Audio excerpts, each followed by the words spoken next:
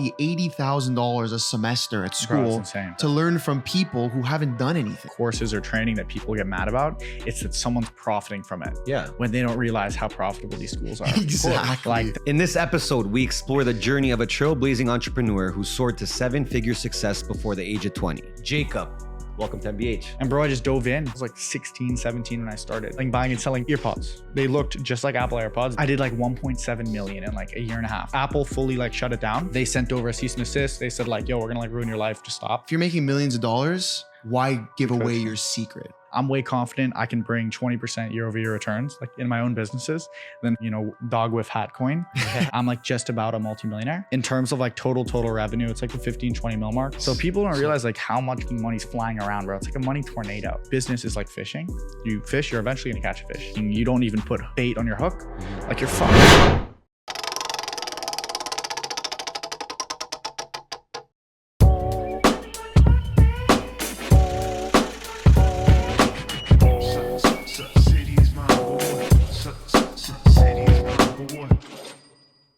In this episode, we explore the journey of a trailblazing entrepreneur who soared to seven-figure success before the age of 20. From facing lawsuits from Apple to dropping out of college to eventually emerging as an e-commerce expert. This story embodies resilience, innovation, and relentless pursuit. As the founder of Ecom Mastery and a leading voice in the online education world, his insights inspire a new generation of entrepreneurs to seize opportunities in the digital age. Jacob, welcome to MBH. Yes. Awesome, guys. Thank you for having me. Thanks for pulling up, bro. Oh, it's a pleasure. It's a pleasure. Dude, for anybody that doesn't know you, give yourself, a little description, a little background of who you are. I know we just gave you one, but want to hear from you. Yeah, the kind of intro. Yeah. And funny enough, it's like half people online think college, half know high school. I left school in like 9th grade, end of 9th, early 10th grade. Wow. In high school, Whoa. yeah. Because So not even college. bro, just high school I was dropout. a sicko. Like, girl, I was a sicko in high school. I was like throwing parties, whole story. We can get into it. Okay. But yeah, they booted me out pretty much really early. And yeah, I got into business. Everyone knows first few years were like definitely rocky, ups and downs. Okay. But led myself into the whole e-commerce world. And I was able to pursue and make a few million there, specifically like kind of finessing a bit. I was selling like fake Earpods, Apple Earpods, Apple whole ordeal. We can get into that. And then that led me into so much shit, man. I mean, I started like 6 different stores before I was 18. Some of them crushed, some of them didn't. But pretty much all plateaued. And then I just ended, I'd made like $1.5 million. I only had like 50K, 100K in my bank to show.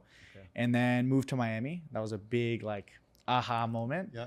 Met some cool people, started an agency, and then TikTok blowing up for me. That was one of the big things that catapulted me into like coaching, teaching. Okay. And now, dude, now I have a few businesses I've invested into, like super small percentages, but pushing money into different businesses, helping them grow. Okay. Trying to make my way to the 8 figures. That's my main goal right now, but figuring it all out like everyone is. Amazing. Sick. I'm curious. I want to go like, I think the whole like e-com world is obviously, it's been popular for the last, I'd say like 6 to 8 years. It got like really popular and everyone's always wants to know like where to start. So I want to know, what was your start in that industry? How did you get into it? And when did you start to see success? Yeah, I think for me, I everyone wanted, like I myself included, I think every human, you want the easy route. I thought that was e-com at the time, to this day, and now having pursued like multiple different businesses, really like agency e-com and then like kind of TikTok and content. I've done, 7 figures crushed in all 3 of them, at least for a younger guy like me. And I realized they all fucking are hard. They all suck. Yeah. And I think that's one thing, like some people think like, even you guys, bro, to other people, I feel like they look at it as a dream and it's fun, but there's hard shit that everyone goes through. And e-com included, anyone pursuing it is hard. Now more than ever, like people like saying it's like saturated. My perspective is it's just like more difficult. I don't think it's necessarily like dead.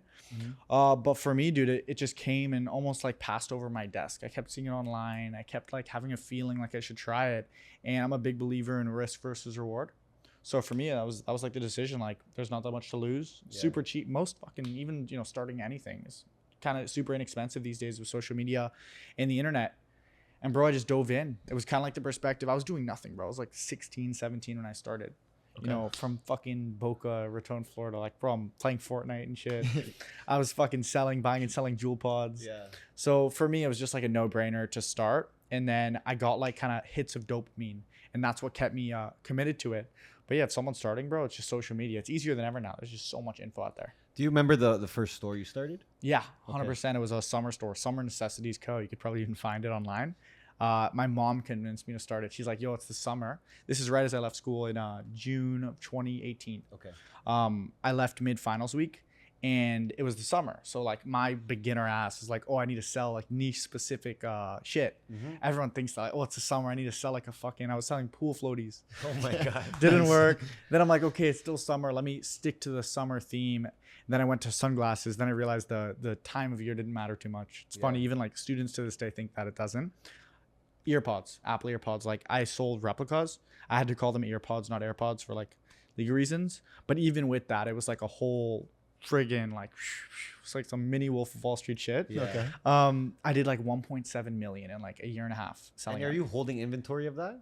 At one point, yes. So it was like green, pink, white, and red. Earpods. They looked just like Apple AirPods. They also functioned the same, just a little shittier sound quality. Sure. But I sold them for 40. Oh. And bro, I only ever made one ad. Like I have a photo even. I have on my YouTube, like in my story, I show the photo of me in like my living room in my mom's crib. Bro, I had set up like 5 pieces of big paper, white paper, to make like a studio box. Okay. And I held the AirPods in my hand. And back then I used to bite my nails. I was super insecure. So I like held them like this, bro. And that ad, I shit you not, like, bro, within 2 months of that, it already made me like 100K. And for me, I didn't even know what to do. I still think to this day, like I'm still figuring shit out. We all are. Yeah. But bro, back then it was like I was like really living day by day. Like I'd wake up, my ads were converting at like 4x. So I'd spend 100, make 400, spend 1,000, make 4,000. My biggest month back then was like 50, 46, 50K. Wow. I just did that for like a year and a half. Yeah. Tried multiple stores. I partnered up with some people too, because my identity was getting like banned on Shopify. Shopify's like, yo, I don't know who you think you are. You can't just sell like Apple products. Yeah. Yeah. Okay. And I'm trying to finesse around it. I'm so young, so I don't realize I could just change products. All my head is like, bro, this is like a money printer. This is the one. Yeah. Yeah. And yeah, that was my first like 2 years out, but that gave me my initial money. What was that like, making that much money? You haven't seen it before like that, I felt right? The big thing I bought like a really, really shitty Datejust Rolex. One of those like older, smaller ones. Yeah. Like some people, I feel like when people hit the 100K in the bank, 50K in the bank, like, yo, let me get a Rolex. 100%. Yeah. You see it around Miami too. I always laugh when I see it. But I was there too. It was fun. I got that at 17, which is cool. Okay. I was already out of school, so I didn't like have many like friends. I didn't talk to many people. It was like my bigger brother, loved him, and my family. My brother had a BMW at the time and he was selling it. So he went to CarMax, got like an offer, and he did seller financing. So he let me do it and I paid him like 5K down. Okay. So I bought a BMW, which was pretty cool. It was like $32,000 BMW. Nice. And yeah, bro, I felt like I was ahead. I felt like I was ahead, although that 17 to 18 year, once Apple fully like shut it down, they sent over a cease and desist. They said like, yo, we're going to like ruin your life. Just stop. And I was like, all right. Wow. I covered that too on my YouTube, but that's the long story short. Yeah. And I stopped, and just for a good year, I kind of like chilled and was a bit lost, like figuring shit out, trying different stuff. And then that's what led me into eventually starting TikTok, which was like a big like next up for me. So for TikTok, talk to us about what that process was like and what you experienced through the TikTok. Yeah. I had like, my parents were never like worried, because even bro, when I would always like finesse. I was running underground poker games at 13, 14, 15. Like, so I always had like a grand or two, and I had a little safe in my crib. I've always had a safe my entire life since I was like 11. Okay. Now I have a fucking like walk-in huge ass safe with guns and shit. But at the time, my mom and dad knew I had money. My parents got divorced pretty young, so it was mainly my mom who like was like overseeing me. And she saw my bank account. It was a high school checking account. At this point, I had like 65, 70 grand, and I had to pay taxes. That sucked. Yeah. I hated that. I did not understand that. They just got me good. And I probably had like 50 grand left. This is like right around when I'm turning 18. Okay. And I talked to my aunt actually. And she was the one who told me, because I'd never thought of moving out. And all my friends had just left. I had like 4 close friends. They all left to college and shit. And that was when I was like kind of exiting, or still in kind of this like, what am I going to do next? Mm-hmm. Then I was like, fuck it. I have like 60 grand. I'm just going to get an apartment. Yeah. And I got an apartment. It was like 4K a month. And I had a roommate. So it was like 6K total. I got the nicer room for 4. And it was like on the beach. We got it mid-COVID. Okay. This is 2019, 2020. That's when you made the move to Miami. Yeah. Okay. And I moved to Sunny Isles. Okay. Cool. Bro, on the beach. Like the place now is renting for like 12K a month. We got it for 6. Wow. And like it was a game changer. Let's talk about that, because we always talk about it on our pod too. Like everyone always asks us, why you guys always in Miami? You guys are always going to Miami. what are the real effects? For someone that doesn't live here or comes often, they just think it's a party city. Fuck yeah. But what kind of benefits did you see from making that move at such a young age too? Yeah. The really good analogy too I give people is like if you ate every meal with someone and you were fat as fuck and you were eating like donuts, pizza and shit, and they were just eating like steak and fucking rice, like every time you just are ever thinking and you're doing something bad, let's say, there's always someone just like shitting on you, just doing so much better. That was, I think, the big thing that hit. Okay. Bro, like I moved there and that's when TikTok started too. At that point, then I started like coaching in a new store, and we can get into that, but that's when like I started having, I feel like, consistent income. Okay. I had like I could start another store. Yep. And that was my first few years in Trump. It was the Trump building in Sunny Isles. Okay. And it was the cars there that was, I think, the first thing that made me feel like poor. There's just such crazy cars. And also it was like almost like what was next. I feel like I've never stressed too much because I've just always known, thank God at least, I've always had really my expenses paid. Okay. And I know like even I could fully stop working, I think, now and still do like at least like $500,000, $1 million a year net. Amazing. So I just feel like very financially secure. And I had that really since I think I was 18, 19. And it gives you such a peace of mind where you like your mindset is on a different wave. Now you're thinking of new ideas. You're not thinking about the bills. Yeah, exactly. You know? And that was I think the big game changer, dude. It was just like chilling there. And I saw all these like richer guys. So it was like I could either have chilled or just kept working. And I think I consistently kept working. I definitely had periods where like I was a little slower. Sure. Periods faster, bro. I had like a 2-month hiatus in Europe. I met this girl in Spain. Yeah. Bro, I brought her around everywhere. I would have done the same. Fell in love, yeah. Fell in love. Amex points going crazy. Yep. And yeah, dude, it just felt good. I feel like even now I'm trying to just leg up slowly. I've really been in my own lane lately, which has been nice. Well, Miami could do that to you, right? And we talk about it again all the time where it's like you can either be super inspired by seeing the 100-meter yacht or feel like shit, right? Like, or go the other way and be like, fuck, I'll never amount to anything. This is crazy. These guys make way more than me. But Miami is the place where, you know, it's for the inspired, right? If you come here and you are inspired by fancy things, like when you pulled up in the Urus, I was like, that's sick. Let's go, right? So it could do both ways. You 100%. Can go both ways about it, right? So I think that you took the right route. So you start another store. You get inspired. You're at the Trump. And you're like, all right, I got to do something else now. Yeah. This is when I think I had the epiphany. Funny enough, one of the first stores I started at this time, I filmed. It's like 4 years old on my YouTube of like, watch me start and scale a store. So I started the TikTok like right before I moved out, and moving out and the TikTok were like go hand in hand because I realized people would really, like I'd get more views showing like lavish shit. Of course. It tripped people out that I left school to it in high school. I think it was like, this is 4 years ago when I was 18. So dropping out of high school now is still a little crazy, but bro, then it was like a hit piece. Of course. And yeah, bro, I started a store, like these sticky balls, neon balls. You throw at the ceiling, they stick there. Okay. Did like 20K with that and documented it. People fucked with that. And then I realized like I had free time. I'm just gonna keep trying these new stores till I find one that hits.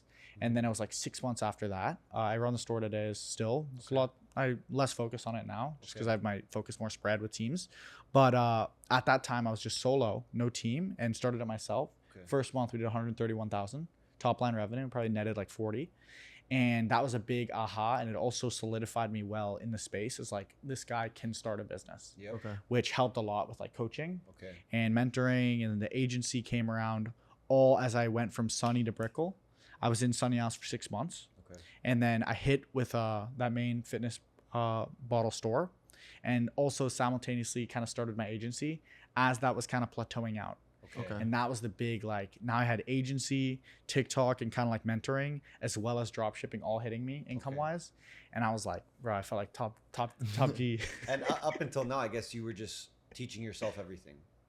Yeah, I would say trial and error. It's very hard to like, I think one thing I had down well, and I think it's because of how I got into it, is I don't really look at it as it may or may not work. I'm a big believer in like business is like fishing. You fish, you're eventually gonna catch a fish.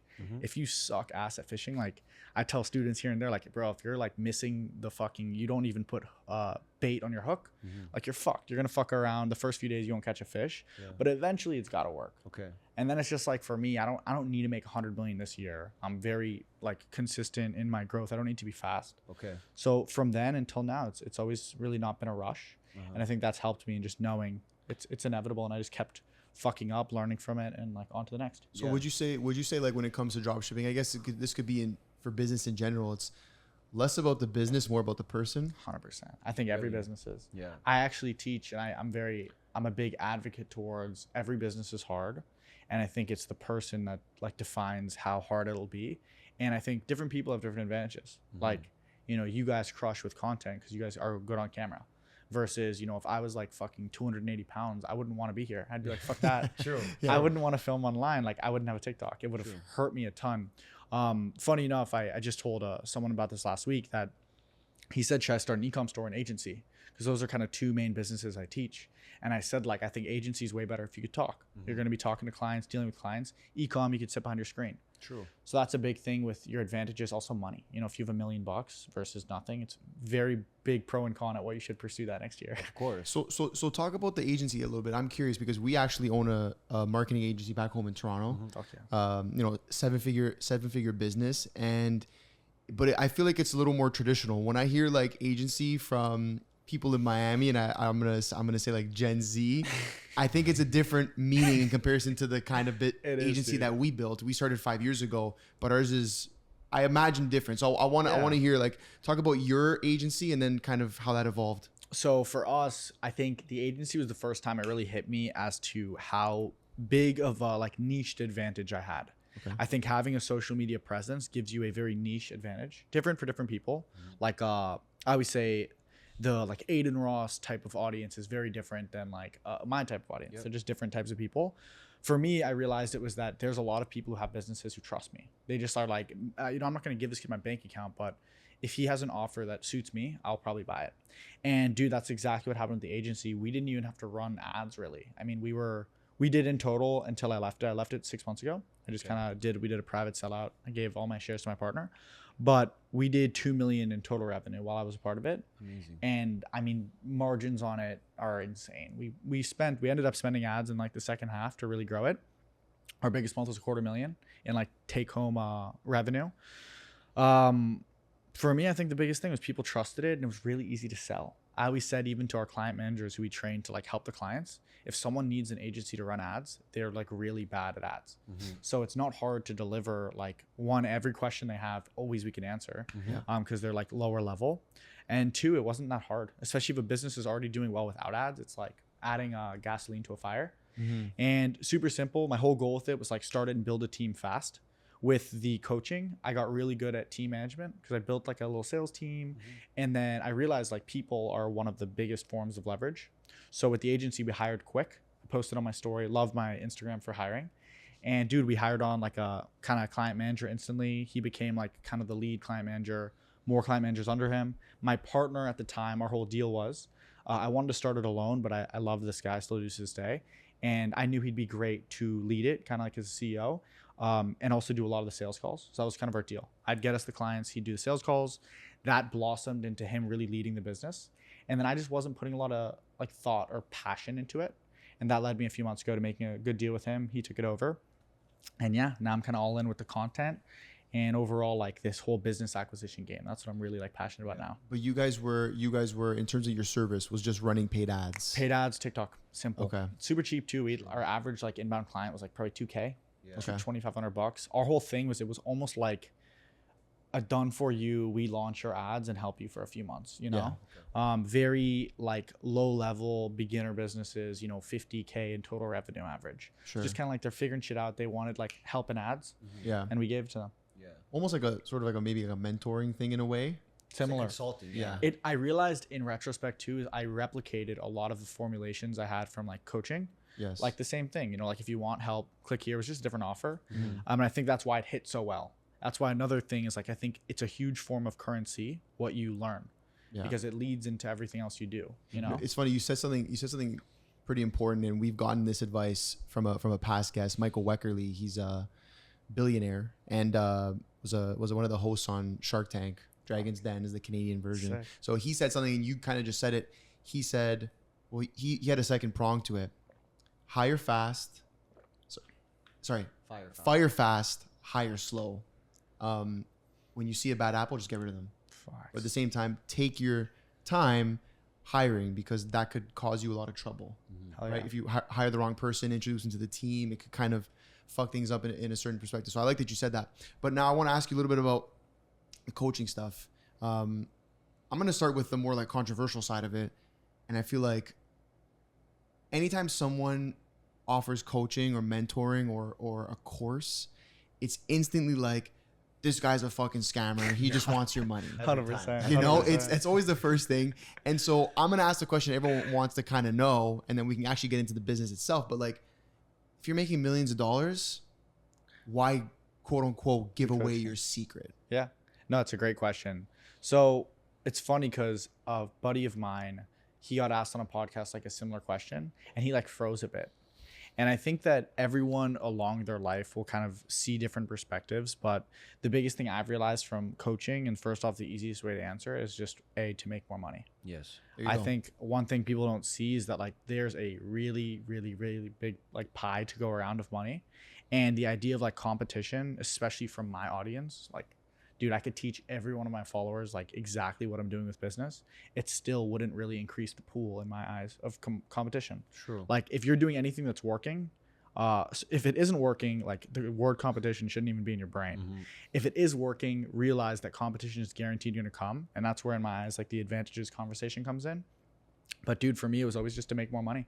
My perspective was the first person who paid me for coaching was back with the Airpods. I was posting TikToks. I wasn't selling anything. I just did the TikTok for fun. I knew the story was good, and it felt good getting views and like recognition. It almost like I think subsidized the need to like go out and meet people. It was like I had a little community online I talked to, and bro, the first person literally like forced me almost to pay him. He paid me $700 just for like 2 phone calls. And after it, I realized like, yo, this was lit, and that was easy as fuck. Yeah. You're just talking about what you did.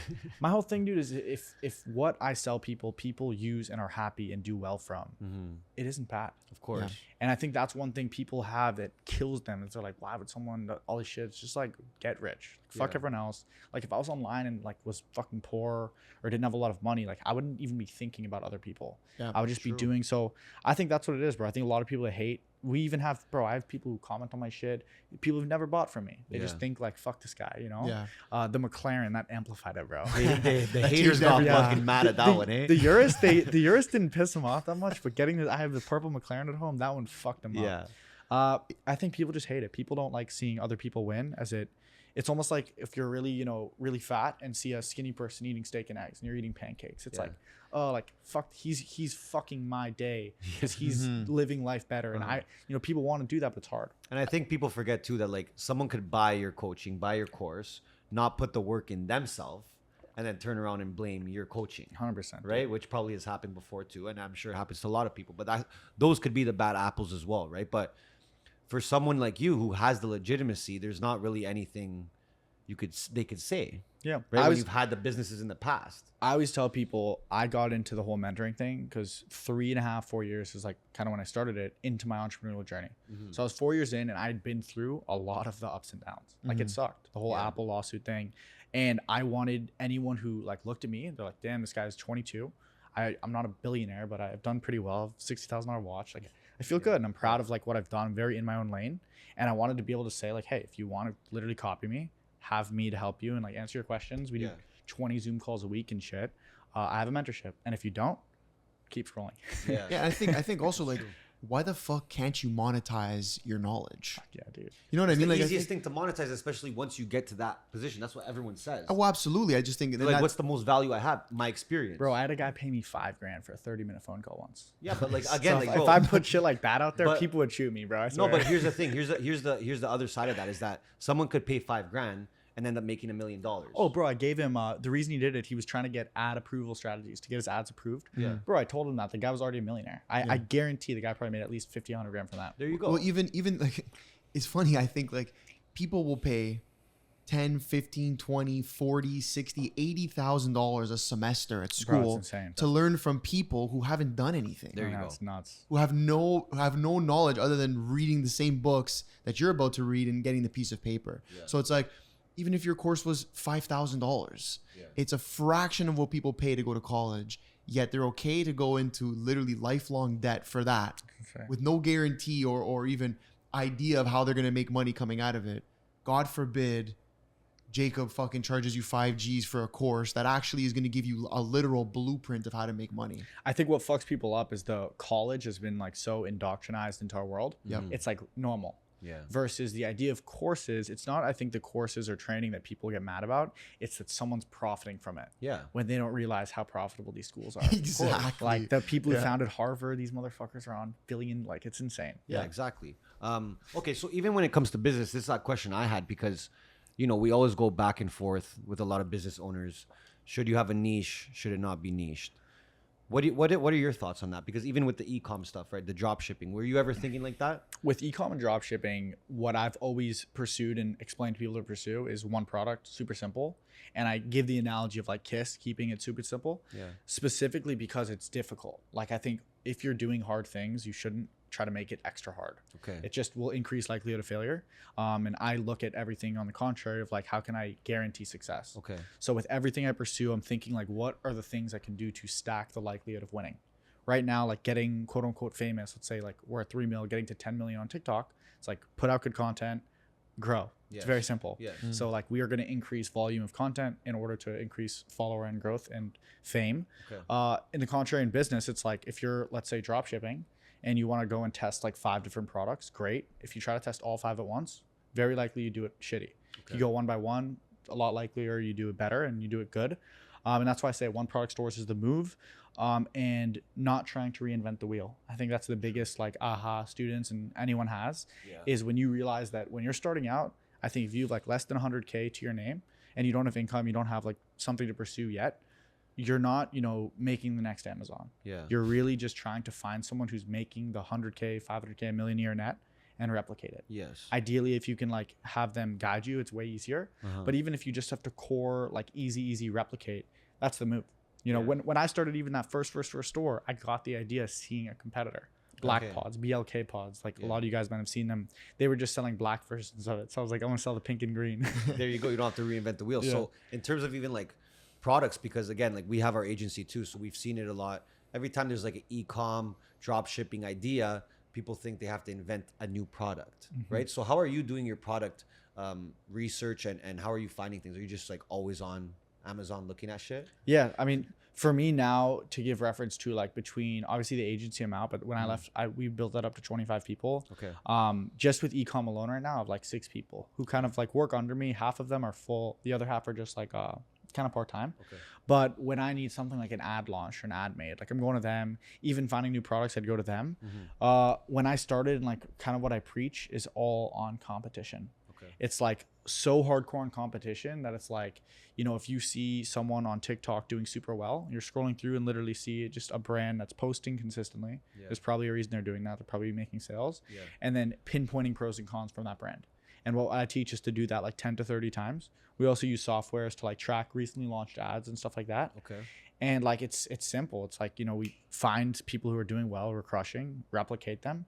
And then my goal with helping people is just to get them like a taste of the success. A few sales, maybe 5, 10K. Once they're there, like they can start flying. They go off on their own. And it's the same thing for me. Like you go and find 10 products or 10 competitors that are converting, or even 10 competitors who are just actively pursuing a product. I bet you, you know, 2, 3 are converting well. You replicate all 10. Then those 3 that are doing well, one of them will hit really good for you. Maybe the other 2 kind of like break even. You make like 10% margins. But one of them, like you'll spend the $20 in ads and you'll get like 5, 6 sales. That's like what happened to me too with that 130K month. Like day 1, I replicated a competitor. They sucked. The competitor like was visually shit. I just knew they like had fucked them up. It's like seeing like a fucking middle schooler in dodgeball. Yeah. You just know, you know, they have no chance. Yeah. So I see a competitor. I'm like, this guy's an idiot, dude. I already had like fucking a few 100K to my name when I started this a few years back. So bro, it was easy. Day 1, I had 10 good ads. I launched and it converted so well. It converted so well. I was like, holy shit, this is going to be so fun. That's why I scaled it so fast. Because it was so profitable. You were loving it. Bro, I was like, I'm about to do 130K in a month and like laugh through it. Bro, you guys know Strawberry Moon in South Beach? Of course. Yep. Bro, I was there July 4th and I did 10K or like 15K in a weekend while I was there, bro. So I'm partying, like having so much fun. I'm 19, dude. It was so good. It was what so a good. life. Let's talk about even reinvesting and investing money into your own business because it sounds like obviously you made a lot of money, but you spend a lot. And we preach that too, right? Like you're not going to go anywhere if you're trying to penny pinch and do shit like that. You have to spend the money. We've spent all the money that we have to be here today, you know?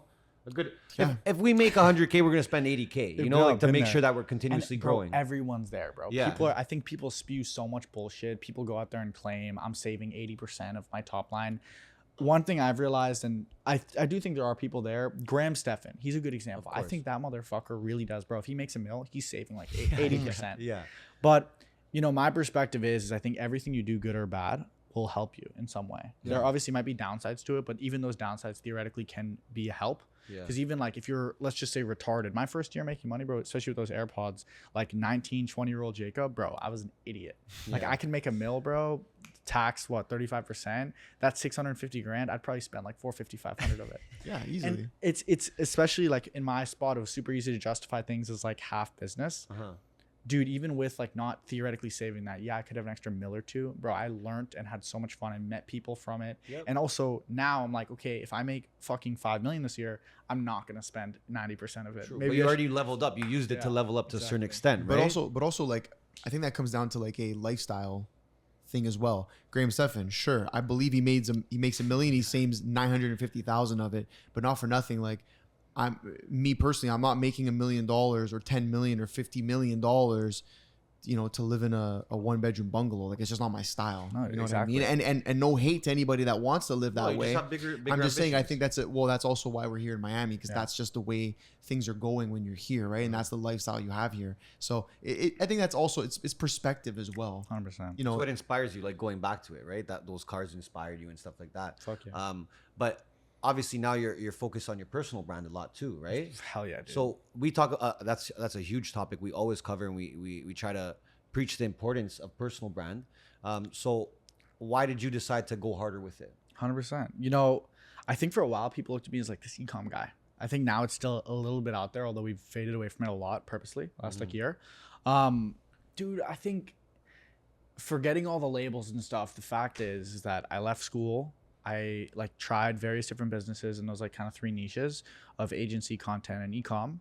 And I'm like doing well. I haven't made it to 10 or 100 million, but I'm like on my way, you know. I'm like quote unquote multi-millionaire. I have the cool stuff. I have good income. And I think long term, I really enjoy the idea of like just genuinely helping people on a broad spectrum. I don't want to go and show someone how to edit their, you know, Shopify, you know, SEO metadata to change when someone searches.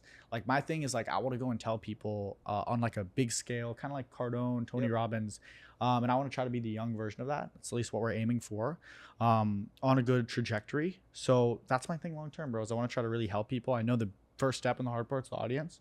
So we're working on that a lot right now, while I really like systemize teams and then get behind some good businesses right now, especially behind like really social media and marketing side of things. I'm now part of a few different businesses on like a very small scale. But I'm Can you talk about those businesses? Yeah. The main one right now that I'm really like excited on is around the whole like coaching world, and we're partnered with them. Cool. So every business that I want to be a part of, I want to be like also working with on like coaching or e-com. And the big thing for me is not even the money from it. What I'm excited for is to help them, like consult them and grow. Of course. To give them like my perspective, as I think in a lot of ways I have like a young, naive perspective for sure. I think everyone young does to an extent. But what I like is I think I have a unique perspective with what I've been through. True. And yeah, hopefully it fucking works. I think we're all betting on ourselves. Yeah. You mentioned the acquisitions aspect of it. So like, what are you doing in that space? 100%. So right now, the last like year, I've pushed out like $250,000 pretty much into a few different businesses in total. Smaller amounts in each of them. And my whole goal is to have like a piece of different businesses, even the agency I was a part of, I still have a small piece of, in order to kind of close out and have some long-term like safety in the sense of, I know a few of these are going to crush and exit, and then I can get some of that exit, as well as the biggest thing for me is like being a part of businesses that are kind of catapulting, being in those worlds that are doing well, and kind of being behind the scenes, seeing what's working, in order to leverage it. But I don't know, dude, my thing is too, I don't spend like visually, people are like, damn, this guy probably spends a lot of money. I spend like probably, like if I hunkered down, just kept like the cars, everything, the cribs, like I'd probably need like 300K a year to live. Very good. Like I have a McLaren and a Lambo. Like I'm good. My chef. So bro, if I need 300K a year to live, it's like 30-40K a month. Like just affiliate deals and like brand deals on YouTube. I have that. So for me, I'm not really tripping, and I'm really focusing now on, I guess, solidifying that long-term goal of being able to like go towards that like Cardone, Tony Robbins direction, and really like speak and help people out. Cool. I'm on like a broad spectrum. If somebody wants some capital from you, what do they have to do? What are you looking for in a business that you invest in? Yeah, I mean, dude, the biggest thing I think is the people. Okay. I care the most about, I think, the person doing it. And it's nothing crazy. Like, there's guys out there, look at Cuban, bro. He invests like fucking probably 500 million a year. Yeah. For me, it's smaller scale. It's like 25, 50, 100 grand. Right now, more than ever, I'm talking to specific mentorship students of mine, guys that are like 100K to $1 million a year. And they're like either out of cash or like if they had cash, they'd grow way faster. Okay. I think one of the biggest reasons businesses fail and also businesses can't grow quick is lack of capital. Sure. I've also been there. I think everyone's fucking been there. Mm-hmm. And it sucks. It also feels very like shitty. Yeah. So my whole thing is like, dude, if someone needs money and that's their issue in growing and I can go and give them 25, 50 grand. I have a mentor of mine too who did that with a company 4 years ago, bro. He put 50 grand, got 25% of a e-com app, and they're at a $10 million valuation, about to exit. Nice. This is, I don't want to say it just because I don't NDA with the guy, but it's a huge e-com affiliate app. Cool. And some beasts behind it. Those guys behind it, if they're watching, know who I'm talking about. Yeah. But bro, he just turned 50 grand to 2.5 mil. Wow. And like he did nothing for that, bro. He could have just chilled it was like 4 years. So he could have been at a $3 million net worth, did nothing, like just literally made enough money to just live. And then boom, his 3 just went to 5.5 million. This guy's under 30. Yeah. No, it's funny. I and the reason I asked that is because we're in the middle of a raise right now for our network, and we're raising some capital. And it's funny, like we've never done it before. So first time we've ever, like we call ourselves like professional bootstrappers. Okay, like we really hunker down, and like any dollar that comes in, again, we spend. But in terms of like growing the business, like we're really particular on what we spend the money on. Fuck yeah. And generally it's people, like you mentioned earlier. But we're in the middle of this now, and we're kind of going through it. And it's funny, going into it, we thought like it would be super like financials and all these crazy things that they'd want to know. And obviously they do want to know it to some extent. It's not like they don't care about it at all.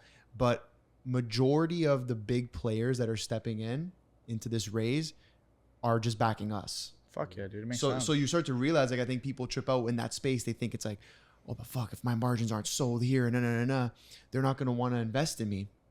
And I think that a good businessman, somebody who wants to invest in your business, obviously needs to see that it's profitable to some extent. There's businesses that aren't profitable that still get investment, but they're really looking at the people backing it and saying, like you said, if they had this capital to deploy, like what would they do, and what could they do, and what are the lengths, right? So yeah, I think it's important. So you're looking at people when you're investing. Everything. Obviously a good myself, product dude. and whatever, but I look at it like, imagine you guys weren't behind like MDH. It would like fail. It'd be done. It's like, it's your blood, you know? Yes. And I think for me in the businesses I've started, it's been the same. Like anyone could start an agency, but who am I to go and do 2 million in 2 years? It was like me, shout out my partner, and the people who worked with us. Everyone was a part of it. But I know like I was a big part in that. I think people in general are a huge form of leverage. And exactly what you said, like people times money is like an insane combo. Yeah. It really is. Can you tell us the businesses that you are invested in? I can't say names. Okay. There's like pretty strict NDAs around it. More so, I like want to protect my name from them. I don't want them like using me to promote. Sure. One I can say that I know because I let him use my name. His Fanbase is a buddy of mine. Okay. Great company. That was recent. Yeah. Super cool. They're doing like almost similar to School. I don't know if you guys have seen online. Yep. Teachable. They're doing like coaching for creators. So they want to be able to have like you host your coaching platform with them. Cool. Dude, I like them. This guy's smart. I love, shout out Yash. He's one of my closest friends actually. I met in Miami. He was the first guy really I met out here, and he's been in it for 4 years. So my perspective is like the same thing. I literally did not even look at their financials. He sent it to me, but I didn't even look at it because it's my thing. He's a smart guy. I also know he like comes from smart people. He went to a great school. There's no way a guy's putting 4 years of his life and continuing, like doubling down, putting time to that if he isn't confident. Yeah. So I got a valuation I'm happy with. I'm also using them for processing for one of my businesses. So it works well that I know they're going to grow. And my perspective is if it does fail, it's like it was a good bet in the sense that this guy's smart. He's putting all his time to something. It's like you guys with this or anyone. If someone's putting their life to something, they got to believe in it. And you also know now going in as an investor, it's like, okay, I can add value here, here, and here. 100%. So as much as it is like, put the money sort of hands free. I want to see this thing. I want to see my 50, 100 turn into 10 million, whatever that number is. It's also like, oh, I can bring value to this business. 100%. Through network or knowledge or. Dude, Hormozy too, he crushed so well with like investing because you can structure like these investment deals in so many ways. It's insane. Right now, for instance, most deals I'm doing, it's through like angel investing. The only way I actually lose is if the business goes bankrupt. Like if, let's just say in theoretical terms, if I put 100 grand into a business worth like 2 million, right? I'd theoretically get what, 5% of the business. If that business sells for, let's say, 1 million, I'm technically down 50%, but I'd still recoup my 100K because since the angel investing structure, even if the business sells for less than I bought, I get paid before the founders because it pays back investors first. Dude, Becker, he sold Hyros, the ads tracking software, for 130 million. I met him and chatted with him in Monaco for like 3 hours. This is after he sold it. He went with his wife. They were having, I won't get into what they were doing, but they were having fun. And bro, 130 mil. This guy's 35. Wow. Like, wires in, and it's no joke. I personally haven't experienced like a real exit. Craziest wire I've probably gotten is like $250,000. But like, even thinking about that, 130 mil wiring into your account. This guy went and he even structured the deal with like caveats that he was going to stay involved for the next like 2 years, I believe, and continue helping it grow, knowing it would continue blowing up and he'd get paid more. And it has. So that's my thing, dude. My whole perspective is I'm not too big in traditional investments. I'm decent in crypto. The last year I've dabbled in it a good amount. But my whole perspective is that my money's going to be in myself, a business I really believe in, or I mean, really those two main things. I think that's just the highest ROI. I'm way confident I can bring 20% year-over-year returns like in my own businesses than fucking, you know, dog with hat coin. Although I do believe in AI crypto. I was in crypto pretty heavy like a year ago. I sold at Bitcoin 52. So I lost a bit of this recent upside, but AI crypto, I've heard a lot of good things about. Yeah. What's that about? I've been seeing some Bro, posts and shit. it's low key. I mean, if you're watching this too, if it comes out soon, like I think it's fully still a gamble, but what I do know is exactly what you guys like. It's new. No one's really talking about AI crypto.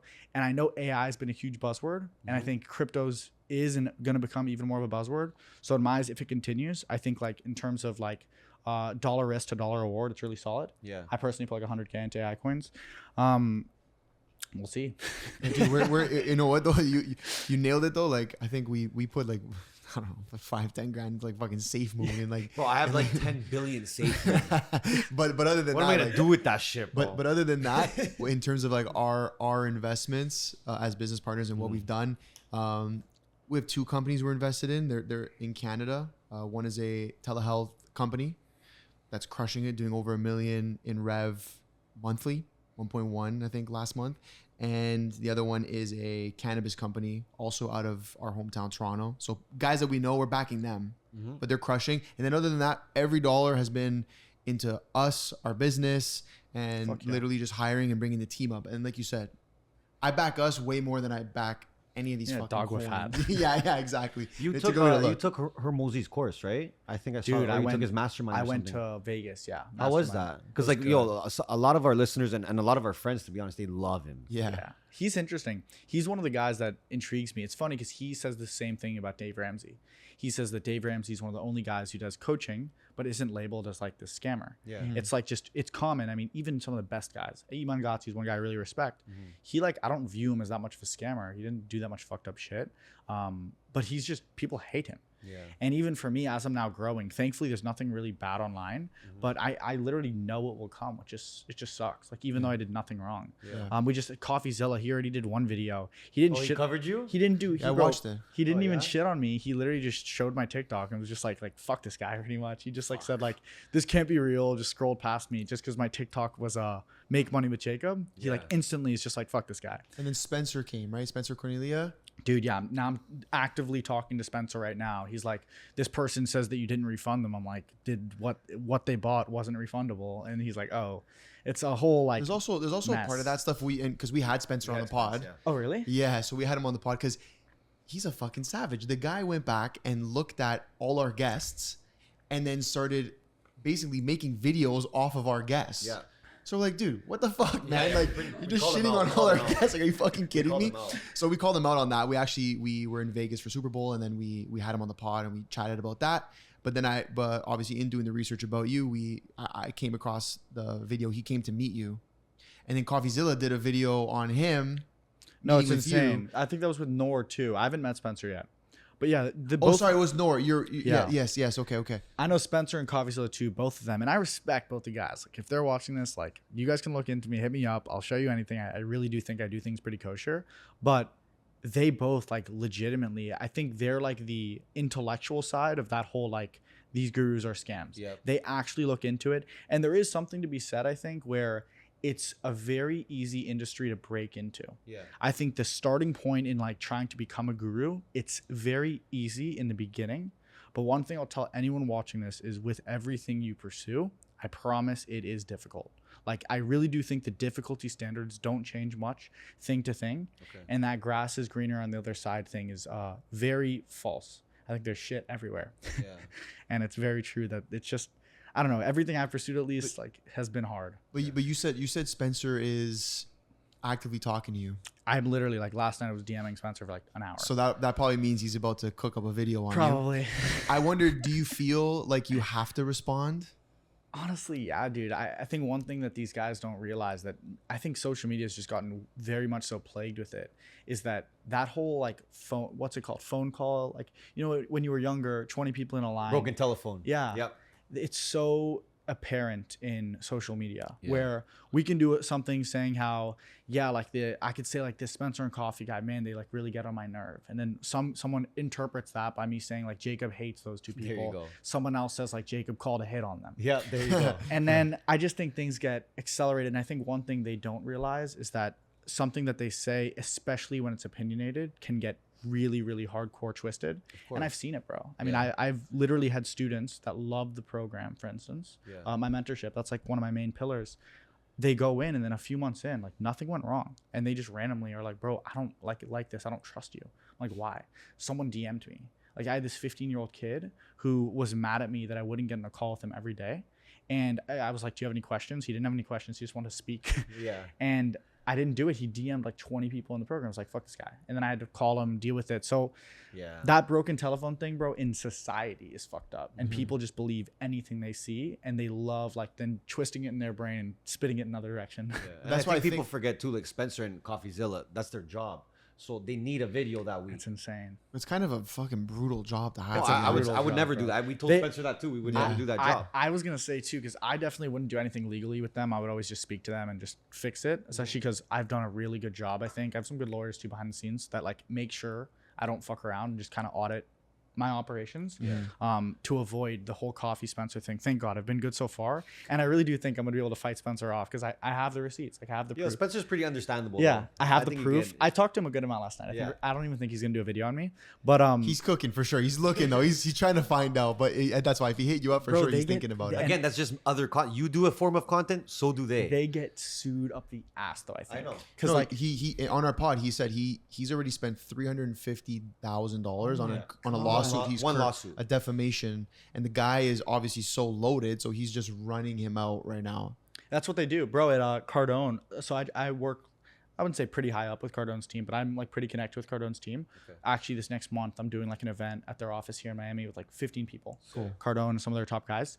So Grant's one of the biggest guys who like he is like very opinionated on like we need to cut off this idea of like telephone. Yeah. It's just not okay. And I think Coffee and Spencer, they do it fine most of the time. I think they were a little more intense back in the day. But exactly what you said, bro. They're in my eyes, like guys like Logan Paul. I know Logan's he would probably spend minimum 10 mil to take CoffeeZilla down. Yeah. So like when you're dealing with guys like that, for me, I'm like to the biggest, bro. Exactly. Yeah. It's just it's like, you know, and I'm gonna generalize it right now, but everyone gets mad at like, you know, you're a scammer, you're selling a course, you're trying to make money off me, this and that. Like, do you know what the fuck the government does every day? Like they steal from us every day. Colleges, even food, bro. Yeah, the food in America. So they're just picking the easiest person to kind of go after, right? And it's sad that we live in that world. All it takes is one bad apple, like you said, that one guy, one video, dude, that wanted to call you. That's why. Okay, so he wanted to talk to you every day, but part of the deal is not that. No. Right? What is it, like once a week? You probably said we do calls through the week. I mean, it's different offers I have specifically for him. The biggest thing was too like I'm very like lax with helping people. Yeah. All here and there, I'll hop on like literally one-on-one calls. Although we don't do one-on-one calls with me ever really, unless someone paid like a bag, maybe like $5K an hour, I'd rip it. Yeah. For him, it's like we do Zoom calls every single day, so he could use that. He was just, bro, he's a 15-year-old. One thing we did like as of a year ago is 18 plus for everything. Smart. That's very smart. But it's you don't tough have to deal with immaturity too. One thing too is part of the game with coaching and social media, especially like I'm in a controversial world, dude. I'm like blatantly, like I say it all the time, I'm like blatantly a douchebag. I have to be. Yeah. Bro, like both my cars have my website on it. Like I have a blue and purple. So it's part of the game, I think too, with it, that with this idea of like, I want to go and establish myself as a young person who's respectable. Yeah. I have to show money. It's just part of it. The bigger guys are doing it. Grant's doing it. He's in his Fuck yeah. jet. He's having a he's blast. doing it. Right? I'm doing it later this year. I'm right now getting my pilot's license. Yeah. Later this year, I'm gonna get like a low. I shouldn't say, literally, for lack of better words, like almost a cheap jet. Okay. Like probably a $500,000, Let's $1 take a and a ride, half. bro. We'll take a ride. Bro, 100%. I'm getting my pilot's license right now because the most expensive thing, no one knows, jets aren't that expensive. If you can get out of the yearly pilot for employment, it's one of the bigger expenses. Sure. So I'm getting my pilot's license right now. So you're just gonna cut that cost. Yeah. There you Once go. I have that, I'm gonna rip Puerto Rico. I'm gonna do the move Cool. just so I can go back and forth easy. Sick. Yeah, I mean, so close too. I think, but I think you're making a smart move when it comes to focusing on your personal brand, so that you can kind of clear all the potential, allegations, for lack of a better word. You're just building your legitimacy, where it's like you 100%. continue to I mean, build it even up. then, people are still, even you could show them course. everything, they're still gonna be like, oh, he's a scammer to some extent. But I'm open with it though, dude. That's one thing I think that's helped me. Even with Spencer right now, like I'll show him pretty much anything he asks for, and on every pod, anything I do, people. This obviously won't be in, but before every podcast, everyone always says, like, is there anything we can talk about? And I always say I'm an open book. Yeah. Because I think that's the fact. There was a 6-month period that I didn't like, that I wasn't just doing drop shipping, yet I was painted as this drop shipping guy. That's one of the biggest reasons we faded away from the ecom thing. Okay. Because I don't want to say I'm like an ecom guy when that isn't the only thing I do. Like a lot of my life now is like social media. I enjoy it. Part of my life is, friggin' going and doing a dinner with some like really rich dudes to try to weasel my way into a company. yeah, Like that's like in a year from now, I hope I can make angel investing bigger, because that's where the value is for me. And I think as I preach to anyone, I want to do what I have an advantage to do. And with social media, that isn't, sitting behind a screen, starting a new dropshipping store. Like my advantage right now is I want to do an event in a year, 5,000 people. Shit like that. Okay. So then if you're an open book, what's your total rev to this day? With everything? Yeah. Oof. I mean, you probably don't know the exact number, but 15, 20 mil. 15, 20 million? Yeah. Okay. Amazing. Net? I mean, I could say right now, like net worth, past like bullshit assets through businesses, I'm like just about a multimillionaire. Okay. In terms of like total revenue, it's like the 15, 20 mil mark. Okay. That I do know pretty well, just because the agency was a few million, ecom and dropshipping was a few million, and then with coaching, same thing. Right now, more than ever this next year, dude, like people don't even like get how big and how much money there really is. One thing that I wanted to share that I think is crazy, no one knows about, is all these ecom guys with that have Shopify partnership. Right now, I'm trying to go next month and meet up with like the Shopify HQ, actually in Toronto. But dude, one thing no one knows is, bro, Shopify alone, like this next 12 months, I'll probably do like $1 million just from Shopify affiliate partnership. Wow. And that isn't from anyone paying me. That's literally Shopify paying me just because of how many people I'm helping start a store. We have like a free Discord. Last 3 weeks, I had 12,000 people join. So you're getting commission if they start a store through Shopify. Exactly. Wow. So I've been doing calls there completely free, give people a store, and that alone, like every store someone creates, they pay out $200. Wow. Nice. So people don't realize like how much fucking money's flying around, bro. It's like a money tornado. Yeah. And yeah, Money tornado in Miami, baby. But that all comes down to your fucking presence on social media. I know we said it a million times already, and we always do. It's just like people don't understand the importance of it. So there you go. I think an interesting perspective to it too is a good presence on social media. You need like some oomph and like a angle to go at. Of course. Like you guys, everyone has their unique experiences, and that's even why, like from the get-go, I think when you go and start any business, it's a good example where like obviously drop shipping isn't going to help me do an event directly, but the fact that I did start drop shipping at 16, that gave me the skill of understanding taxes, which year after year I do, or in relation of just being able to say that story of starting a store at 16 years old, it'll help me do the event. Yep. So I tell people all the time, like a little experience, even probably some little gems we talked about today, you'll go in 10, 20 years, someone might leverage somewhere, which is like cool to think about. Of course. It's true. All right, let's get into some rapid fire, right? Do it up. It's time for some fun. Fuck yeah. All right. Well, I know what you're going to say here. You were actually in you were in high school, right? Yeah. High school 10th grade. dropout? Okay, so what would you say to someone? Would you tell them to drop out or stay in school?